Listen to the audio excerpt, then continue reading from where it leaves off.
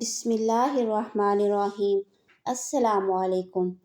حضرت نوح علیہ السلام کی قوم بڑی بدبخت اور ناعاقبت اندیش تھی۔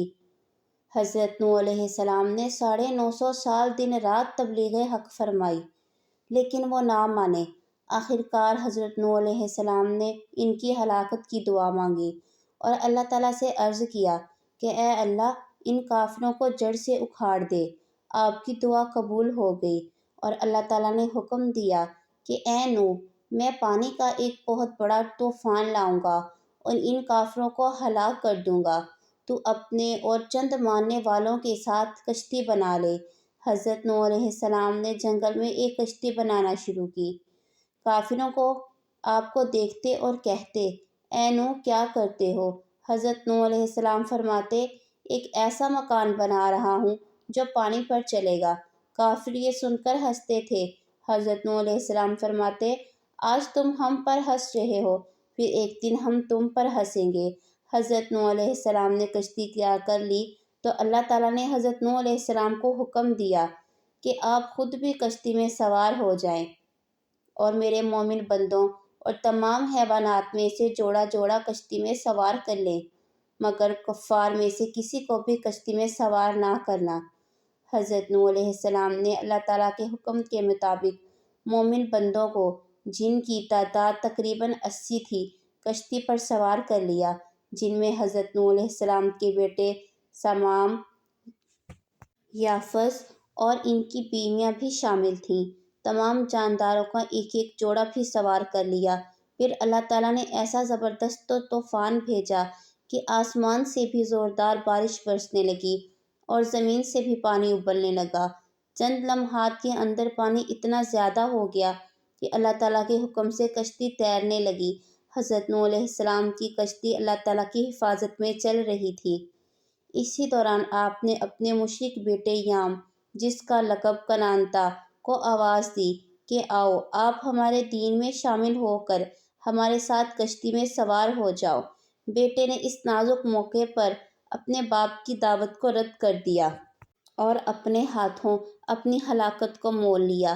حضرت نوح علیہ السلام نے اپنے مشرک بیٹے کو کشتی پر سوار کرنا چاہا، لیکن اس نے انکار کر دیا۔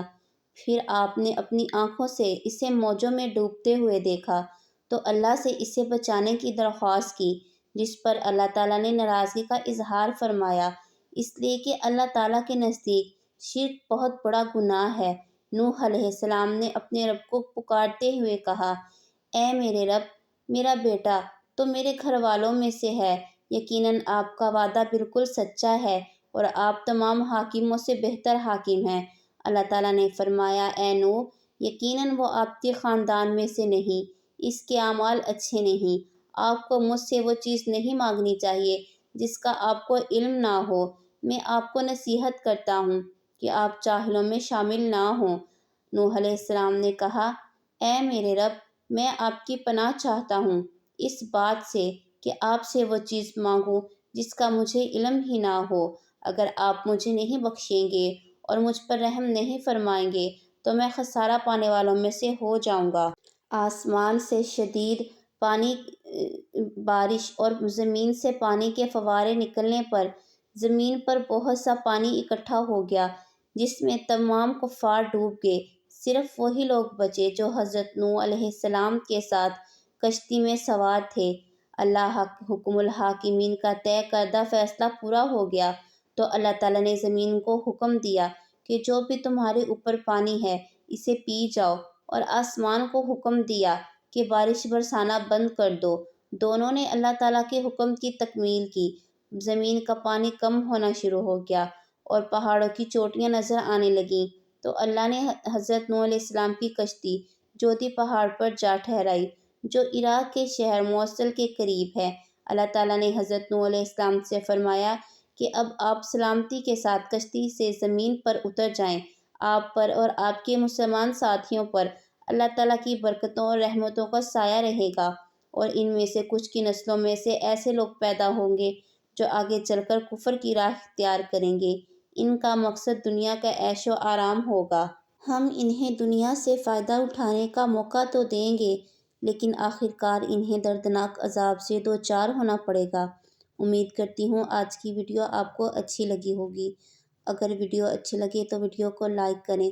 مزید اس طرح کی ویڈیو دیکھنے کے لیے چینل کو سبسکرائب کریں۔